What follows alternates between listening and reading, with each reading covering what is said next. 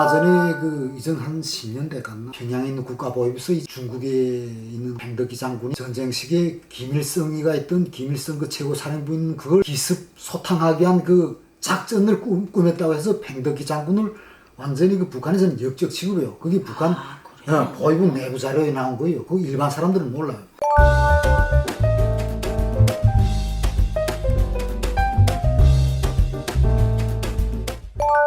오늘은 우리 고향분입니다. 고향분인데 이제 같은 양강도 분이거든요. 네, 인사 좀 부탁드릴게요. 안녕하십니까. 저는 양강도 해산에서 온 박일이라고 합니다. 와, 씩씩하십니다.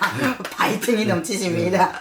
네, 오늘 또 우리 박일님은 또 미선 언니랑 이제 부부로 이렇게 대한민국에 오신 분들이에요. 네, 근데 이제 우리 박일님께서는 북한에서 아무래도 또 이야기해야 되잖아요. 그러면 북한 생활을 생각한다 하게 되면 사회생활부터 좀 얘기해 본다면 사회에 나와서 직장은 어떤 직장 들어가셨댔어요? 예, 사회에 나와서는 제가 군복무를 평양에서 10년을 하고 제대돼서. 진짜요? 예. 평양 어디세요? 평양 제가 예. 저 김일성 경호하는 그런 부대에서 제가 10년을 하고. 허이구? 예. 그 얘기 좀 잠깐 해주시면 안 될까요? 예. 그러면 허이국에 저는 평양 지하철도 지하철 군악대였는데 예. 운영국 맞아요. 근데 이제 평양에 그 허이국에 간다 할 때는 나는 허이국에 가는 거 우리 초모소 안에서 허이국에 간다 하게 되면 모자가 벌써 틀리잖아요. 예, 모자 이 장교들 쓰는 둥글모를 쓰죠. 그렇잖아요. 북에서는 평상모라고 부르죠. 네, 그다음에 여자애들은 같은 여자애들 모자라도 거기에 빨간 티를 이렇게 둘러가지고 거기 되게 있잖아요. 우리 부러웠었거든요. 예, 부러워했죠. 예. 부럽죠. 예. 그런 부대를 간다 하게 되면은 무슨 뭐 어떤 그러니까 초모소 안에서 어떤 절차로 해서 가게 됐습니까?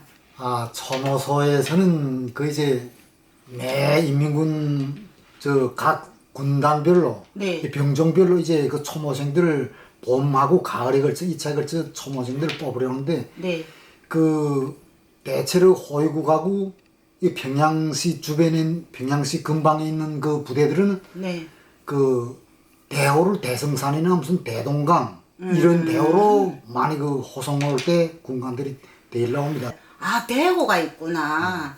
그 무슨 막 비밀스럽게 이렇게 해가지고 그 어떤 대호를 막 우리가 쓰는가요? 그 나갈 때는 대성산이라는 대호를 달고 나갔어요. 그렇구나. 우리는 경비대니까 그런 건 없었거든요. 그래도 평양에 계셨으니까 지하철도가 군인인 거 다 알잖아요. 어떤 같은 북한인데 군인인데 지하철도가 군인인 건 모르는 사람들도 있더라고요. 근데 우리는 그냥 나가지잖아요. 무슨 대호 이런 게 없었거든요. 그랬구나. 그럼 대성산 동지래 이런 식이네.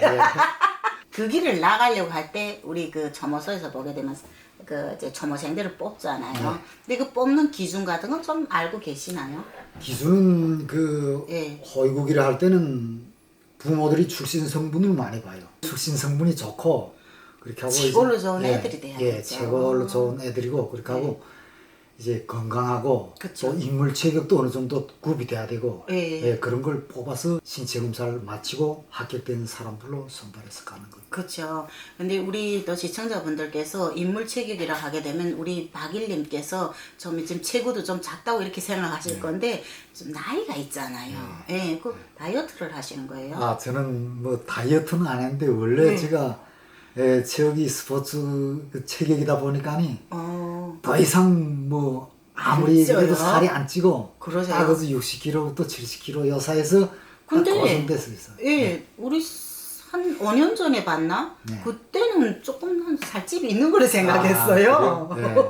그 사이에 우리 미선 언니한테 얼마나 이게 도대체 그 사이에 어떤 일이 있었던 거예요? 그거는 나중에 좀 얘기하는 걸로 하고. 그래서 이제 그렇게 이제 북한 남자치고는 이제 체격이 왜소하거나 이런 분이 절대 아니다. 우리 시청자분들께서 오해가 있을까봐 그러거든요. 그렇게 얘기 드리고요. 그리고 아무래도 또 젊었을 때니까 팩이 또 아무래도 지금보다 덜 나았겠다. 그래서 어떤 분들이 또 이제 보면 좀 왜소한데 이렇게 생각하실까봐 내가 지금 말씀드리는 겁니다. 그러면 저 집안의 출신 성분이 좋다 이렇게 했는데 부모님께서는 무슨 일 하셨습니까? 우리 부모들은 뭐 크게 큰 강부는 안 했는데 아버지가 그 6.25 전쟁 때 네. 그 북한군이 편입돼서 싸운 중공군으로 나와서 그 대대장으로 나왔어요. 아버지가 저 중국 쪽에서 이렇게 나오신 예, 그러니까 일제강점기에 예. 중국에 그 못 살 때 중국에 건너가서 살다 보니까 예. 중국에서 살다가 6.25 전쟁이 터지니까 그때 조선 그 전쟁에 나왔던 거예요. 중국인 지원군을. 네네네. 중국인 지원군 총책을 그때 43군단장인 그 팽덕희란 장군이 나왔어요. 네. 우리 아버지는 팽덕희 장군이 직속 부하로 있다가 직속 41대대 대대장으로 임명받고 그렇게 하고 전쟁에 참가했던 거예요. 그러면 아버지가 뭐 일반 노동자 그 정도가 아니네요. 보니까. 아니죠. 그러니까 그래. 예. 아버지가 이제 그 잠깐.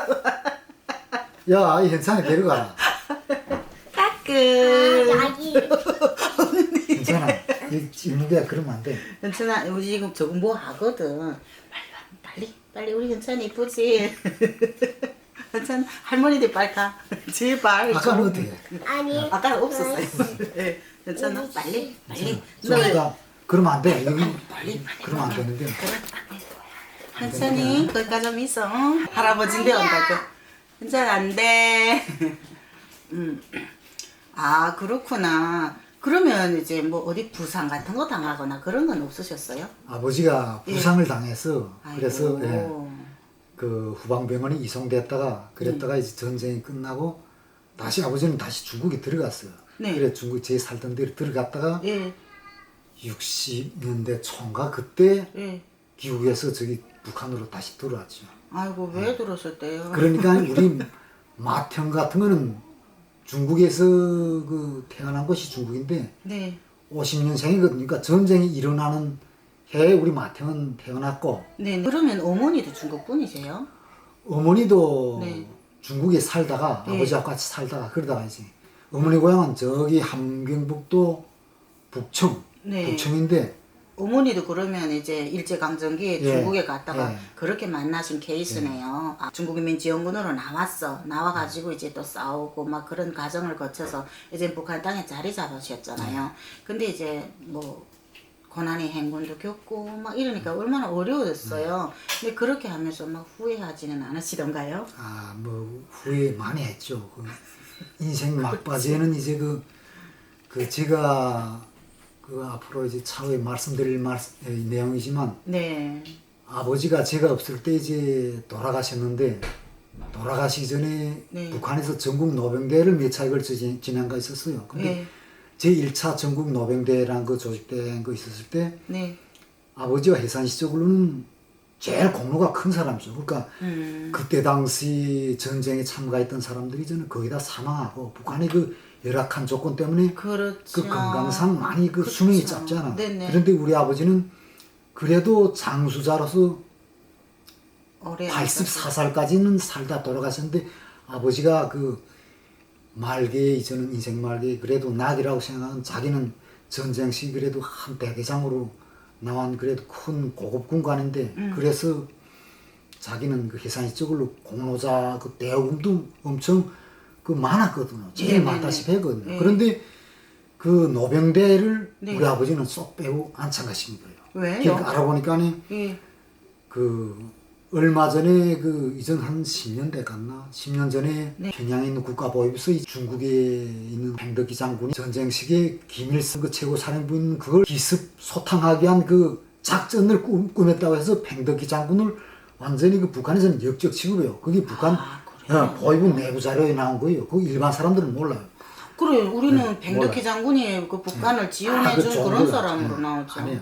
그러다 나니까니 북한에서는 팽덕기 장군과 가까운 이런 분들을 연관 예. 있는 사람들을. 다 이렇게 하는 거예요. 그런데 우리 아버지도 그때 팽덕기 장군이 북한으로 처음엔 전쟁에 나왔다가 아버지가 원래 그 북한 사람이니까니 한국말도 잘해 중국에 살다 보면 중국말도 잘해 하니까니 팽덕기 장군이 자기 북한 겸 통역으로 데리고 다니다가 사람이 체격이 크고 중국 사람처럼 체격이 크고 이 주먹에 손탁이 있으니까니 네. 아버지를 그 지원군 직속 41대대 대대장으로 임명한 거예요. 그래서 전쟁 전개한 대대장 하다가 마지막에는 부상을 당해가지고 후방병원에 입원했다가 그렇게 된 거예요. 그러니까 이제 그 팽덕희 장군이 김일성을 반대하는 이런 걸 했다고 북한 주민들이 알게 되면은 이제 중국인민지원군이 와가지고 김일성을 치겠다 이렇게 했으면은 그 완전 북한에는 큰 이제 손실이거든요. 그러니까 그걸 대내외적으로는 아닌 척 이렇게 하는구나. 그렇죠. 난 진짜 처음 듣는 얘기다. 이거 아마 북한에서 온 사람들도 아마 아는 분이 얼마 없을 그렇죠. 거예요. 나 진짜 처음 들었어요. 솔직히 우리가 미국의 역사에 대해서는 잘 모르지만 중국의 역사는 굉장히 잘 알고 있잖아요. 근데 특히 이제 중국인민지원군으로 들어왔던 사람들은 완전 북한을 막 이렇게 옹호한 듯이 이렇게 막 선전을 했단 말이죠. 근데 이제 오늘 이렇게 들어보니까 정말 처음으로 듣는 막 진짜 시기한데 이런 거라 정말 진짜 이거는 소중한 그런 이제 자료인 것 같아요. 그래가지고 그러면 아버지가 노병으로 취급도 못 받는 상황이 지금 못 받고 결국은 노병대 평양에 못 갔죠. 그러다 보니 그러면 억울하죠. 아버지가 억울해서 시름시름 아름에서 그렇게 화병이 도져서 그러다가 마지막에는 끝내서 돌아가셨어요. 근데 아버지는 뭐 팽덕희 장군하고 같이 이제 중국인민지원군으로 나왔을 뿐이지 팽덕희 장군 그런 이런 어떠한 무슨 반역 행위라고 해야 되나 쉽게 말하면 그런 건 몰랐죠. 거기를 모르잖아요. 가담 안 했죠. 그런데 이제 그저 유독 그저 팽덕희 장군하고 어떤 연결고리가 있다고 해가지고 그 싸웠던 공로를 이렇게 무시하고 그렇게 돼버리면 진짜 화가 날만 하겠네요. 화가 나게끔 됐고 또 그렇고 그자들이 그 아버지를 배척하고 따돌리고 외면시한 거는 더 중요하거는 아버지가 태생이 한국분이었거든요. 경상북도 여양면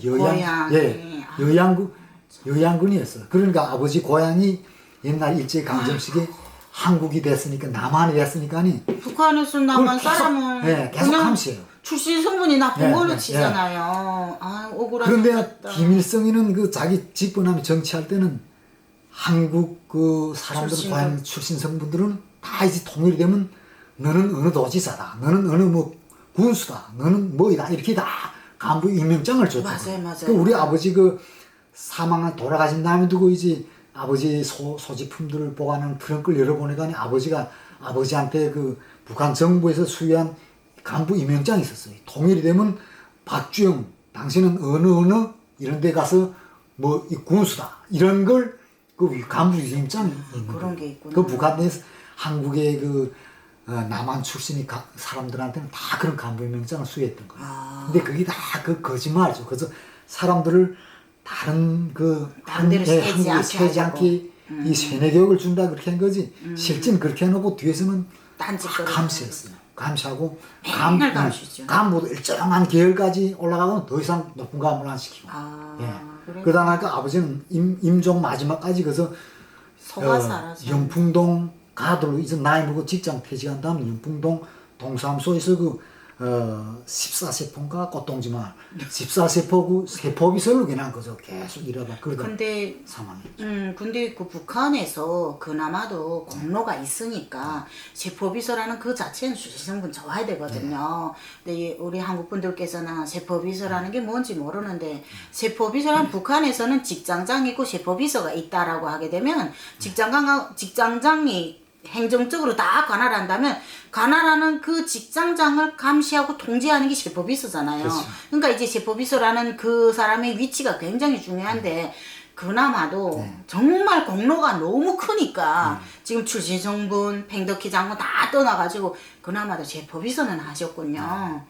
그랬구나. 그러니까 그 아버지가 그런 바탕이 있으니까 호위국으로도 가실 수 있게 됐네. 호위국도 갔고 94년 4월 21일 날에 북한에서 그 처음으로 전당 세포비서 대회라는 걸 열었어요. 우리 가정에서 4명이 참가했던 거예요. 진짜 대단하죠. 그러니까 이제 그 아버지 그 후광 때문에 그나마도 그래 이제 그냥 간단하게 말하면 출신 성분이 좋은 집안으로 근데 북한에서는 그래도 그렇게 진짜 여느 한국 출신들보다는 배척은 안 받고 이렇게 살으셨네요. 그러면 그 호위국에 가가지고 이제 그 생활하면서 나는 있잖아요. 그 모란봉 클럽에 나갔더니 우리는 솔직히 이제 지하철도가 그렇게 뭐 호위국보다는 급수가 떨어지는 곳이잖아요. 근데 이제 생활 조건이 너무 좋았더라고요.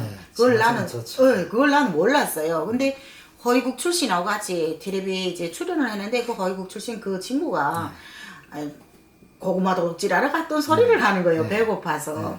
그러니까 내가 무슨 생각이 드냐면, 야, 이제 지하철도, 우리는 그 정도는 아니었거든요. 그러니까 이제 월국이라는 것도 그 열악했다. 이렇게 생각이 드는데, 거기서 이제 쉽게 말하면, 좀 배불리 먹고 생활 조건도 좀 어땠는지. 생활 조건이가 네. 허위국 평양시의 기본 허위가 90일 훈련소인데 네.